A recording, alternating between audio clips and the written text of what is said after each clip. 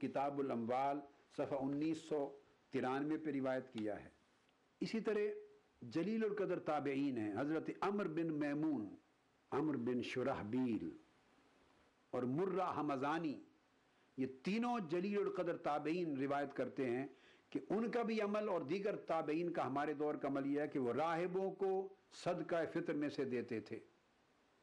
ये जो राहिब थे यानी मॉन्क्स थे, जो क्रिश्चियन मॉन्क्स चर्चों के ऊपर जो शादी नहीं करते थे, दुनियावी कामकाज से अलग थलग रहते थे, अपने चर्च में अपनी इबादत में और मजहबी रसूम की अदायगी में मसरूफ़ रहते थे और उनके पास कोई ज़राए और वसाइल अलग से नहीं थे। फरमाते हैं जलील और कदर ताबईन के हमारे दौर में ताबईन का अमल और हमारा अपना अमल यह है कि हम राहिबों को भी उस सुन्नत रसूल सल्लल्लाहु अलैहि वसल्लम के तहत सदका फ़ितर में से, जो ईद उल फितर के मौके पर दिया जाता है, उस सदका फ़ितर में से राहिबों को भी हिस्सा देते थे।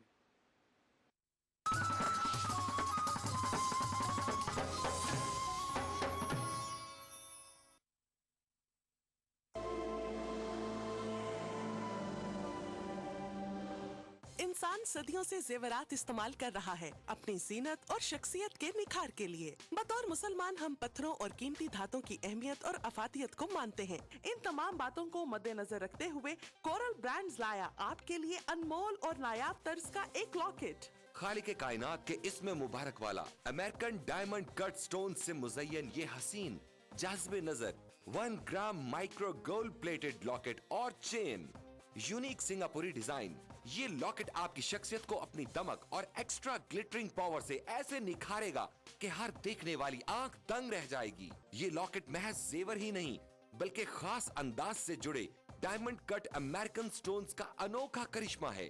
कोई आम सा आर्टिफिशियल सेट भी खरीदें तो भी 2 से 3 हजार तो खर्च हो ही जाएंगे, मगर इस 1 ग्राम माइक्रो गोल्ड प्लेटेड चेन और इसमें रब के लॉकेट का हदिया है महज 2499 रुपए। जी हाँ, अपनी खूबसूरती और कम कीमत की वजह से तेजी से मकबूल होने वाले इस लॉकेट और चेन का हदिया है सिर्फ और सिर्फ 2499 रुपए। मिलने मिलाने के लिए भारी भरकम जेवरात न सही मगर हल्की फुल्की ज्वेलरी तो लाजमी है। इस्लाम वैसे भी सिन्फे नाजुक के सजने संवरने को पसंद करता है और अगर अपना हार सिंगार अल्लाह के बाबरकत नाम से करें तो फिर तो सुभान अल्लाह। हर दिल को खींच लेने वाला, नजरों को लुभाने वाला, निगाहों में बस जाने वाला ये अनमोल लॉकेट स्क्रीन पर दिखाए जाने वाले किसी भी नंबर पर कॉल मिलाकर अभी ऑर्डर करें और घर बैठे इस रहमतों और बरकतों भरे लॉकेट को हासिल करें। इसकी मार्केट वैल्यू इससे कहीं ज्यादा है मगर रिश्ता अकीदत की वजह से इसका हदिया है सिर्फ और सिर्फ 2499 रुपए। फोन लाइन मसरूफ मिलने या कॉल वेटिंग की सूरत में अपना नाम और शहर का नाम लिखकर किसी भी दिए गए नंबर पर SMS कर दें। हमारा नुमाइंदा फौरन आपसे राब्ता करेगा। जरा सोचें, 2-2.5 हजार में आता क्या है? अगर हर कोई आपसे मुतासिर हो, तारीफ करे, पूछे कहाँ से लिया, कहे उफ कितना सज रहा है तुम पे, तो आपको कैसा लगेगा? इसे दफ्तर में, दुकान पर, घरों में, काम की जगह पर गर्ज कहीं भी पहना जा सकता है। ये वसीला सवाब भी है और बाइस रहमत, बरकत और फजीलत भी। अपने मुनासिब साइज की वजह से ये मर्द और खवातीन दोनों को बहुत जचता है। इन तमाम नगीनों की तादाद और तरतीब बहुत ही खास अंदाज में रखी गई है। इनके नायाब चुनाव में इनकी तासीर और अहमियत का बहुत ख्याल रखा गया है। Super emerging premium quality technology से 1 ग्राम गोल्ड प्लेटिंग के जरिए इस लॉकेट की बेहतरीन धात को महफूज कर दिया गया है जो सोने से भी बढ़कर शानदार और चमकदार है और इसमें जड़े white diamond cut American stones को उसी टेक्नोलॉजी पर तराशा गया है जिस पर दुनिया के अब तक के सबसे कीमती हीरो को तराशा गया है। इससे खारिज होने वाली रोशनी कई रंगों में तकसीम हो जाती है और चाहे रोशनी ज्यादा हो या कम, ये नायाब जरकून मुसलसल झिलमिलाते रहते हैं। इस लॉकेट और चेन की सतह इस कदर आला मयार की है कि पहनने में नर्म, मुलायम और बहुत कंफर्टेबल है। सच कहते हैं, सब कुछ फानी है, कुछ ना रहेगा, बस रहेगा तो नाम अल्लाह का। इसलिए कभी पुराना ना होने वाला ये लॉकेट नमी के असरात से पाक, मरी की शदीद सर्दी हो या सिप्पी की चिलचिलाती गर्मी, इस लॉकेट पर कोई असर नहीं पड़ेगा। इसकी शानदार माइक्रो गोल्ड प्लेटिंग की वजह से ये हमेशा पहले दिन की तरह चमकदार रहेगा। बारिश का पानी या पसीना भी इसकी दमक और सुनहरी रंगत का कुछ बिगाड़ नहीं सकते। सारा साल हर मौसम और हर तरह के हालात में इसकी शान शौकत पर आंच नहीं आ सकती। तुर्की के अजीम तरीन खत्तात इब्नुल हसन रोमी के शाहकार फनपारे से लिया गया अरबी का ये नायाब रस्मुल खत इसमें रब की अजमत और बड़ाई का शानदार नमूना है। इसे हूबहू ऐसा बनाना नफासत और आला कारीगरी की एक अनमोल मिसाल है, जबकि हदिया है सिर्फ और सिर्फ 2499 रुपए। मगर ठहरिए जनाब, यही नहीं, अगर आप आज ही की तारीख में और अभी कॉल मिलाकर ऑर्डर बुक करवाएंगे तो आपको एक और लॉकेट और चेन, जी हाँ, एक और लॉकेट और चेन का तोहफा मिलेगा आपको बिल्कुल फ्री। तो सोचना कैसा? आपकी अब तक की ज्वेलरी कलेक्शन में ये सबसे मुमताज और हसीन लगेगा और इसका हदिया है सिर्फ और सिर्फ 2499 रुपए। तो अभी कॉल मिलाएं और बंदगी के कारवां में शामिल हो जाएं। तो इंतजार कैसा? अपने टीवी की स्क्रीन पर नजर आने वाले किसी भी फोन नंबर पर अभी कॉल मिलाएं। फोन लाइन मसरूफ मिलने या कॉल वेटिंग की सूरत में अपना नाम और शहर का नाम लिखकर किसी भी दिए गए नंबर पर SMS कर दें। हमारा नुमाइंदा फौरन आपसे राब्ता करेगा।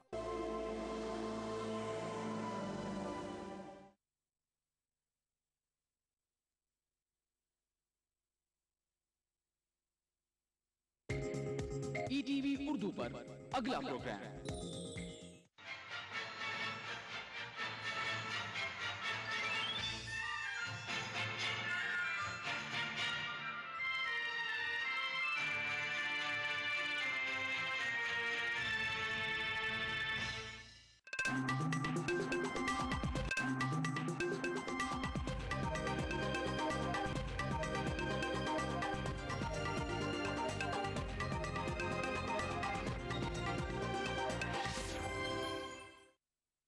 नाज़रीन आदाब, टीवी उर्दू न्यूज़ में आपका खैर मकदम है। आप देख रहे हैं खबरनामा। सबसे पहले नजर सुर्खियों पर। धमाकों के एक रोज बाद महाबोधि मंदिर में आवाम को दाखिले की मिली इजाजत, खुसूसी दुआओं का एहतमाम। 3 से 4 दहशतगर्दों ने किए होंगे बम नस्ब। तफ्तीशकारों को CCTV फुटेज से अब तक नहीं मिले कोई अहम सुराग।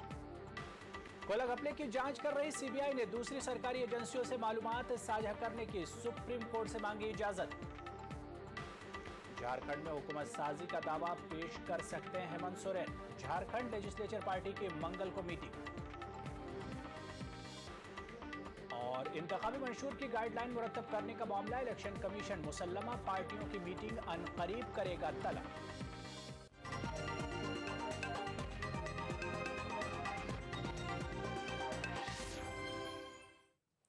खबरनामे में सबसे पहले बात करेंगे बोधगया धमाकों की। सिलसिलेवार धमाकों के एक रोज बाद धीरे धीरे महाबोधि मंदिर में हालात इबादत के लिए साजगार हो रहे हैं।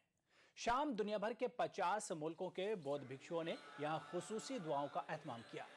खुसूसी दुआया महफिल में श्रीलंका, थाईलैंड, म्यांमार और दूसरे मठों के हेड और अरकान ने शिरकत की। इसके बाद मीडिया से खिताब करते हुए बोधगया टेंपल मैनेजमेंट कमेटी के रुकन अरविंद सिंह ने कहा कि आवाम के लिए मंदिर के दर खोल दिए गए हैं। फजर की इतवार की सुबह महाबोधि मंदिर के अहाते और इसके बाहर किए गए सिलसिलेवार धमाकों में 2 गैर मुल्की भिक्षु जख्मी हो गए थे। जख्मी भिक्षुओं की हालत अब मुस्तहकम बताई जाती है। उधर इन धमाकों की जांच में मुख्तलिफ एजेंसियां जुटी हैं। तफ्तीशकारों को शुबा है कि 3 से 4 दहशतगर्दों ने बम नस्ब किए होंगे। मंदिर के मुख्तलिफ गेट पर नस्ब CCTV कैमरों के फुटेज खंगाले जा रहे हैं। ताहम तस्वीर की क्वालिटी खराब होने के सबब मुश्तबा अफराद की शनाख्त करने में दुश्वारी पेश आ रही है। उधर पुलिस इस सिलसिले में विनोद कुमार नामी शख्स को बाराचट्टी से हिरासत में लेकर पूछताछ कर रही है। इसी दौरान बिहार हुकूमत ने मंदिर के तहफ्फुज के लिए मरकज से CISF के जवान तैनात करने की दरख्वास्त की है। NIA, NSG, IB और बिहार पुलिस महाबोधि मंदिर सिलसिलेवार धमाकों की तफ्तीश कर रही है। हमलावरों तक पहुंचने के लिए सुराग ढूंढने की कोशिश जांच एजेंसियों की जारी है। CCTV कैमरों के फुटेज खंगाले जा रहे हैं। उधर पुलिस ने सिलसिलेवार धमाकों के सिलसिले में एक शख्स को गिरफ्तार किया है। उससे पूछताछ की जा रही है। विनोद मिस्त्री नाम का एक व्यक्ति जो बाराचट्टी थाने का रहने वाला है, उसको कुछ सूत्र के आधार पर, वहाँ खास सूत्र अवेलेबल PO पर, उसके आधार पर लाया गया है पूछताछ के लिए। उससे पूछताछ हो रही है। आगे फर्दर जो होगा वो पूछताछ के बाद ही। इतवार तक मंदिर और उसके आसपास 9 कम शिद्दत के धमाके किए जाने की बात कही जा रही थी, लेकिन जांच के दौरान एक और धमाका होने का पता चला है। इस तरह जुमला 10 धमाके किए गए हैं। धमाके की नौयत के बारे में की जा रही अब तक की कयास आराइयों को भी डीजीपी ने खत्म कर दिया है।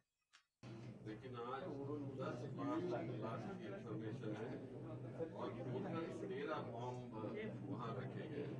फर्दर उसी जगह को फिर देखा गया तो एक एक्सप्लोडेड भी मिला आज वहाँ, इसलिए हम लोग ये कह रहे हैं कि 10 टोटल एक्सप्लोजन्स में हैं और जो अनएक्सप्लोडेड है वही। अमोनियम नाइट्रेट कंफर्म है, रेस्ट कंफर्म नहीं।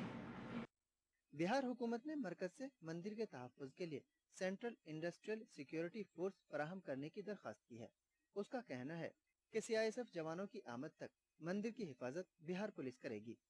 केंद्र सरकार से अनुरोध कर रहे हैं कि उस पूरे मंदिर परिसर की हिफाजत के लिए सीआईएसएफ दिया जाए। हम लोग इसके लिए अपनी तरफ से उनको लिख रहे हैं और कल पीटीएमसी की कमेटी ने, बोधगया टेम्पल मैनेजमेंट कमेटी ने भी प्रस्ताव पारित कर पुलिस से कहा है कि वो आंतरिक सुरक्षा भी अपने मंदिर के अंदर की भी सुरक्षा अपने हाथ में ले। वजारत दाखिला इन धमाकों को दहशत गर्दाना हमला करार दे चुकी है। बोधगया में नक्सलियों का भी असर है।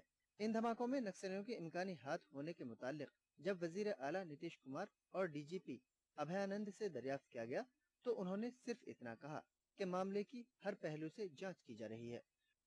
Bureau report, ETV news. वहीं महाबोधि मंदिर धमाकों पर सियासत भी हो रही है। बीजेपी और आरजेडी के बंद का असर मगध डिवीजन में भी देखा गया। सिक्योरिटी की मुबैना नाकामी पर नीतीश कुमार को सवालों की बौछार का सामना है। उधर मौजूदा सियासी सूरत हाल के तनाजुर में नीतीश कुमार बीजेपी और आरजेडी पर हम प्याला हम निवाला होने का इल्जाम लगा रहे हैं, जिसकी बीजेपी ने पुरजोर मुखालफत की है। सुशील कुमार ने उल्टा उन्हें ही कटहरे में खड़ा कर दिया है। बिहार की सियासत में सिलसिलेवार धमाकों की लहरें उठ रही हैं। जांच के दरमियान सियासी जमातों की नोकझोंक, इल्जाम व जवाबी इल्जाम और एहतजाज का सिलसिला जारी है। बीजेपी और आरजेडी के बंद का असर मगध डिवीजन में आम जिंदगी पर पड़ा। दुकानें और तिजारती मराकिज दिन के बेशतर हिस्से में बंद रहे। सड़क और ट्रेन खिदमत मुतासिर हुई। बीजेपी और आरजेडी वर्करों ने जगह जगह एहतजाजी रैलियां निकाली और रियासती हुकूमत के अलामती पुतले भी नजरे आतिश के। बंद पर बीजेपी और आरजेडी की जुगलबंदी पर नीतीश ने दोनों जमातों पर मिलकर इत्तेहाद की खिचड़ी तैयार करने का इल्जाम लगाया है। बीजेपी और आरजेडी की एकता दिख रही, अंदर खाने बातचीत भी चल रही। ये बातचीत कोई साधारण स्तर पर नहीं है, अंदर अंदर सीट एडजस्टमेंट तक की बात हो रही, दोनों तरफ चिंतन चल रहा है। तो हमारे एक कदम से ये सब लोग एक्सपोज्ड हो गए। सत्ता के लिए जो छटपटाहट है वो किसी दूरी तक जा सकती है। धमाकों के एहतजाज में 24 घंटे की भूख हड़ताल पर बैठे सुशील कुमार मोदी ने एक बार फिर नीतीश हुकूमत पर इंटेलिजेंस की खुफिया जानकारी की अनदेखी का इल्जाम लगाया है। उन्होंने साथ ही ये भी कहा कि रियासती हुकूमत और मरकजी हुकूमत के बीच तालमेल की कमी के सबब दहशतगर्द नापाक अजाइम को अंजाम देने में कामयाब हुए। आरजेडी से कुर्बत के इल्जाम पर सुशील कुमार मोदी ने नीतीश को आईना दिखाया। हम लोग के जीते जी भारतीय जनता पार्टी का आरजेडी और कांग्रेस के साथ कभी कोई गठजोड़ और कभी कोई गठबंधन नहीं हो सकता और मुख्यमंत्री को जवाब देना चाहिए कि जिस यूपीए की सरकार को आरजेडी समर्थन दे रही है केंद्र में, उसी कांग्रेस के समर्थन से आपकी सरकार बची हुई है, तो गठजोड़ का आपका आरजेडी के साथ। सुशील कुमार ने सिलसिलेवार धमाकों के बाद नीतीश के महाबोधि मंदिर दौरे को धोखा करार दिया। उन्होंने इल्जाम लगाया कि नीतीश धमाकों से जरा भी फिक्रमंद नहीं है, बल्कि उन्हें अपने सियासी एजेंडे की फिक्र ज्यादा है। बीजेपी और जेडीयू का बरसों पुराना साथ गुज़िश्ता महीने ही टूटा है। अब दोनों ही जमातें एक दूसरे से शमशीर बकफ हैं। Bureau report, ETV news. उधर महाबोधि मंदिर सिलसिलेवार धमाकों के बाद ये ख्याल किया जा रहा है कि एनसीटीसी पर बिहार के वजीर आला नीतीश कुमार के मौक़िफ़ में थोड़ी नरमी आ सकती है। वजारत दाखिला के ज़राए के मुताबिक नीतीश कुमार को रियासत में अमन अमान की बरकरारी और दहशतगर्दों की सरगर्मियों पर नकेल कसने के लिए एनसीटीसी पर अपने ख्यालात पर दोबारा गौर करना चाहिए।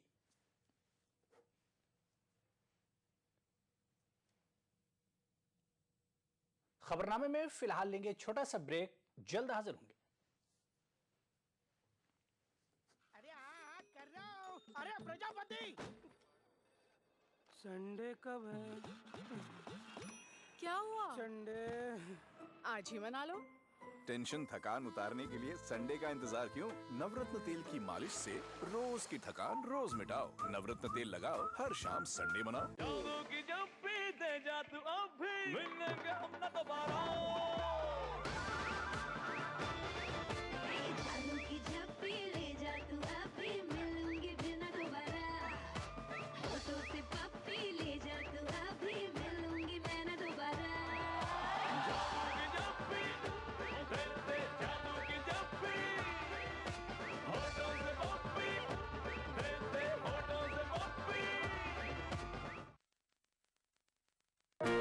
बिछड़ेंगे तो मर जाएंगे हम दोनों, एक डोर में है हमको ये दर बांधे हुए।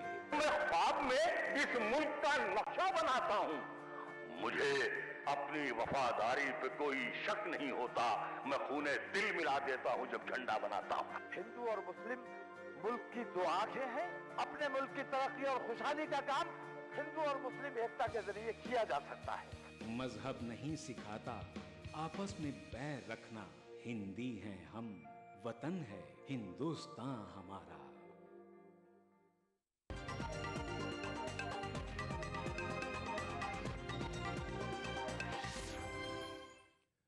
ब्रेक के बाद एक बार फिर आपका खैर मकदम है। कोयला घपले की जांच कर रही सीबीआई ने दूसरी सरकारी एजेंसियों से मालूमात साझा करने की सुप्रीम कोर्ट से इजाजत मांगी है। वाज़ेह कि सुप्रीम कोर्ट ने एजेंसी को मालूमात शेयर न करने का हुक्म दिया था। एजेंसी ने सुप्रीम कोर्ट से अहकामात में थोड़ी नरमी की इल्तिजा की है। सुप्रीम कोर्ट में दाखिल की गई 2 दरख्वास्तों में एजेंसी ने 8 मई के अदालत के हुक्म में नरमी के लिए मुख्तलिफ वजूहात भी दर्ज की हैं।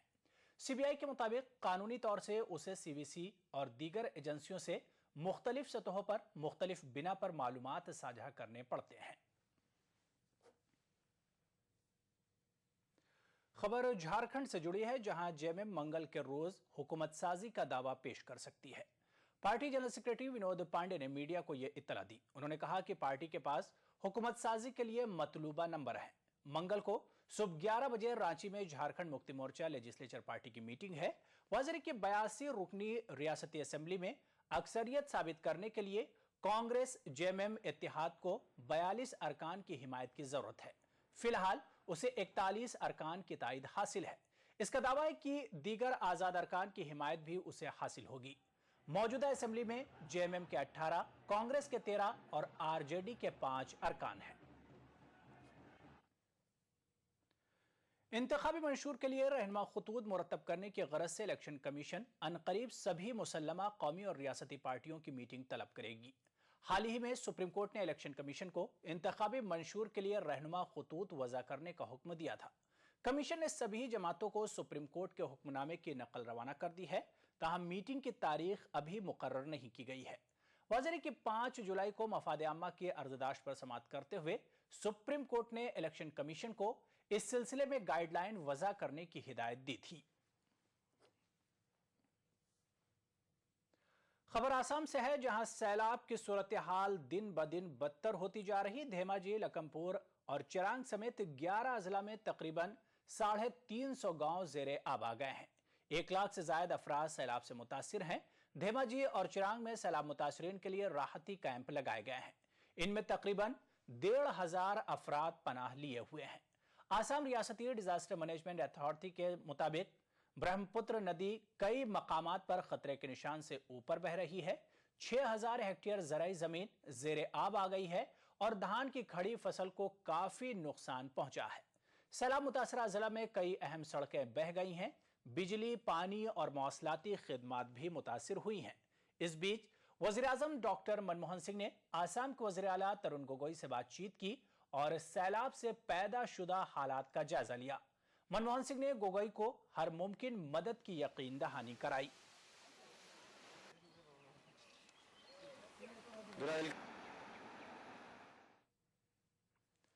आंध्र प्रदेश के सिकंदराबाद शहर में होटल की 2 मंजिला इमारत मुनहदिम हो गई है। सानहे में 13 अफराद हलाक और 17 जख्मी हो गए। अभी तक इमारत के मुनहदिम होने की वजह पता नहीं चल पाई है। आईनी शाहिदीन के मुताबिक जिस वक्त इमारत मुनहदिम हुई उस वक्त होटल में 20 से 25 अफराद मौजूद थे। जीएचएमसी के कमिश्नर एमटी कृष्णा बाबू ने बताया कि सिकंदराबाद में माजी में 57 कदीम इमारतों की निशानदही की गई थी, ताहम सिटी लाइट होटल की इमारत खस्ता हाल नहीं थी। पुलिस कमिश्नर अनुराग शर्मा ने कहा कि जीएचएमसी, महकमा फायर सर्विस, हैदराबाद पुलिस और मेट्रो रेल का अमला राहतकारी इकदाम कर रहा है। महकमा लेबर के कमिश्नर ने महलूकीन के वरसा को 5 लाख रुपये का मुआवजा देने का ऐलान किया है। हुकूमत ने इस मामले की आला सतह की जांच कराने और कसूरवारों के खिलाफ क्रिमिनल केस दर्ज करने की हिदायत दी है।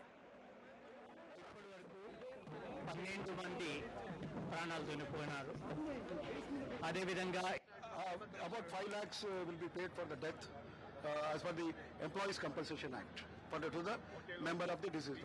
We will give all the relief and rescue measure. We have undertaken the rescue measures. It's going on. This is an old building, but structurally it was not showing any outward appearance of any problem.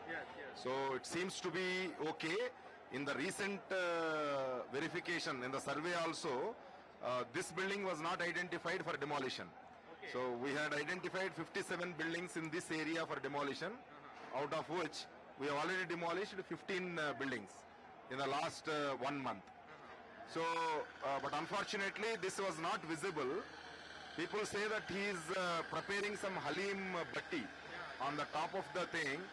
Maybe because of excess use of water or whatever may be the reason. I don't know what is the reason for collapse. Mumbai के आज़ाद मैदान तशद्दुद मामले में सरकारी अमलाक के नुकसान की भरपाई के लिए मुंबई जिला कलेक्टर ने उलमाए कराम और मुस्लिम अमायदीन को नोटिस जारी किया है। नोटिस में 2 करोड़ 74 लाख रुपए के नुकसान का जिक्र करते हुए हर्जाना अदा करने को कहा गया है। बर्मा और आसाम में मुस्लिम मुखालिफ फसाद के खिलाफ 11 अगस्त 2012 को मुंबई के आज़ाद मैदान में मुनक़िदा एहतजाज में अचानक तशद्दुद फूट पड़ा था। दौरान तशद्दुद सरकारी इमलाक को नुकसान पहुंचाया गया था। मुंबई जिला कलेक्टर ने इस मामले में ऐसे लोगों को भी नोटिस जारी किया है जिन अफराद का नाम इस मामले की चार्जशीट में नहीं है। आलिम दीन मौलाना सैयद खालिद अशरफ जो तशद्दुद के वक्त शहर में नहीं थे, इन्हें भी नोटिस जारी किया गया है। तो मैंने अपने सारे डॉक्यूमेंट्स उनको दिए, अपना वीज़े कॉपी दे दिया उसकी, और टिकट का, और आपकी जो इमिग्रेशन में एग्ज़िट और एंट्री की जो वो डेट पड़ती है वो भी उनको दिया हमने। और फिर वहाँ पुलिस वालों ने ये भी कहा कि आपका नाम नहीं आएगा। उसके बावजूद जब अभी मैं मॉरिशस से वापस आया, अभी मैं गया था मॉरिशस, वहाँ से आया, मालूम हुआ कि हमारे अभी सामने हमारे नोटिस आ गए। और जब मैंने उस पर पढ़ा तो देखा वो तमाम कानून, तमाम ज़ाब्ते और तमाम जितने रूल्स हैं हमारे ऊपर भी लगा रखे हैं।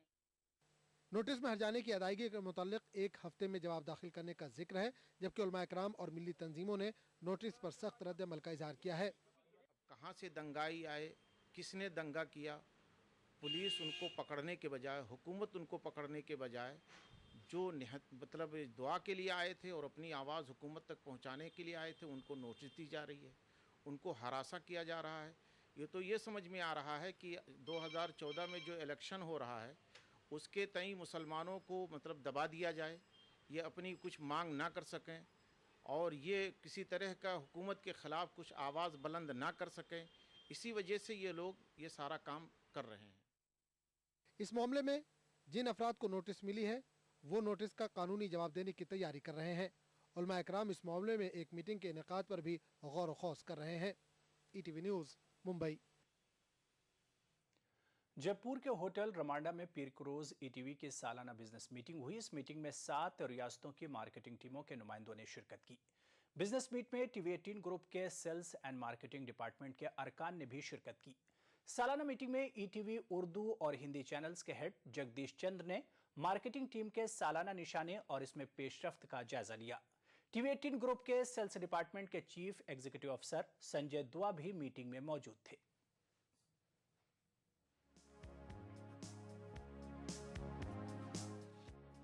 ईटीवी की सालाना बिजनेस मीटिंग में राजस्थान, उत्तराखंड, उत्तर प्रदेश, बिहार, झारखंड, मध्य प्रदेश और छत्तीसगढ़ के मार्केटिंग एग्जीक्यूटिव ने शिरकत की। बिजनेस मीट में 7 रियासतों में इश्तिहारात के इम्कानात और मीडिया के जरिए समाजी, इक़्तिसादी और तालीमी मैदान के जदीद तकाज़ों से हम आहंगी पर गौर किया गया।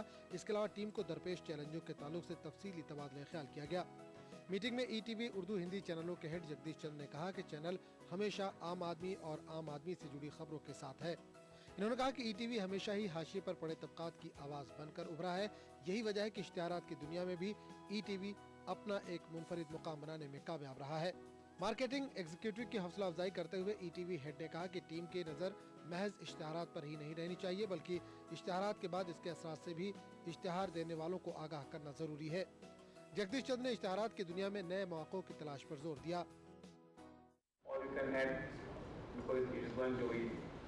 120 plus, we can add say 20% more, we can make 2 charts. One is the same level, another is 20% plus. Then what will be the situation, what will be the position of inventory, keeping in mind that 10-minute embargo. That's very, very, very important. Second, other than Rajasthan, all are requested to do the maximum retail corporate business as much as possible, because in any situation there should not be any major inventory issue in those channels. It looks like that because at the moment it was 45%, 49%, 54%. So at the most my inventory will be 100% if it is double or something like that. But still we have to work out. Business meet में शरीक 7 रियासतों के नुमाइंदों को field में दरपेश challenges और रुकावटों पर गौर किया गया और साथ ही आला अफसरान ने इनका हल भी निकाला। मार्केटिंग की दुनिया में मुसाबकत, जदीदियत और नए तजुर्बात पर जोर दिया गया। रियासती नुमाइंदों ने अपने मुस्तकबिल के टारगेट, प्लानिंग और उन पर अमलावरी पर रोशनी डाली। मीटिंग में टीवी 18 ग्रुप के CEO Sanjay Dua, senior vice chairman Mukund Sitlar, Harshvardhan, sales operation department के जनरल मैनेजर नितिन सुदन और अनुज गर्ग भी मौजूद थे। ETV news, Jaipur. यहाँ पर लेंगे एक और छोटा सा ब्रेक, जल्द हाजिर होंगे। क्या आप अपने चेहरे पर कील मुहासों के दाग, धब्बों, झाइयों से परेशान हैं? तो इनसे छुटकारा पाने का एकमात्र समाधान मेलाज स्किन क्रीम, एली फार्मास्यूटिकल्स द्वारा निर्मित।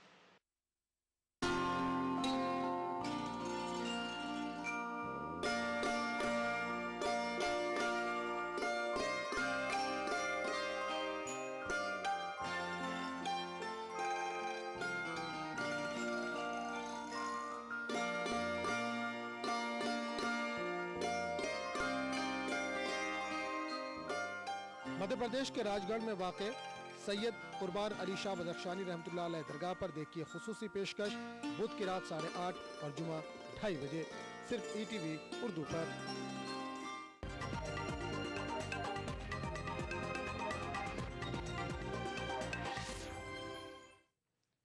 ब्रेक के बाद खबर मिस्र से है, जहां मुर्सी हामियों पर फौज की फायरिंग में 51 अफराद हलाक जबकि 400 से ज्यादा जख्मी हो गए हैं। इतलात के मुताबिक फौज ने 200 अफराद को गिरफ्तार भी किया है। काहिरा में रिपब्लिकन गार्ड की इमारत के बाहर पिछले चंद दिनों से मिस्र के माजूल सदर मोहम्मद मुर्सी के हामी एहतिजाजी मुजाहरे कर रहे हैं। इतलात के मुताबिक पीर की सुबह तकरीबन 4 बजे फौज ने मुजाहिरीन को मुंतशिर करने के लिए उन पर फायरिंग कर दी। इस वाक़ये में दर्जनों मुजाहिरीन हलाक और मुतादिद जख्मी हो गए। महलूकीन में खवातीन और बच्चे भी बताए जा रहे हैं। बाज़ मुजाहिरीन का कहना है कि वो सुबह की नमाज पढ़ रहे थे, अचानक फौज ने उन पर हमला कर दिया। الفجر في الركعه الثانيه سمعنا اللجان الشعبيه بتخبط وبتستغيث بينا فسيبنا الصلاه وطلعنا جري فرحنا لقينا الجيش مقابلنا من الشارع حوالي 1000 عسكري جيش بيضربوا بذخيره حيه وخرطوش والجنب الثاني من الشارع الامن المركزي ومعاه المدرعات بيضرب غاز مسيل للدموع خلى الجو كله غاز مش شايفين في نفس اللحظه الجيش بيضرب ذخيره حيه بنشل على الراس والصدر انا شفت بعيني قدامي لا يقل عن 10 مستشهدين. بالتأكيد عبد الفتاح السيسي والمجلس العسكري يريدوا أن ينهوا هذا الموقف قبل دخول رمضان، فأرادوا إنهاءه، وليس لهم سبيل لإنهائه كما يظنون أو كما يتخيلون إلا بهذا القتل. لو قتل في هذا الميدان الآلاف لن نغادر هذا المكان إلا ونحن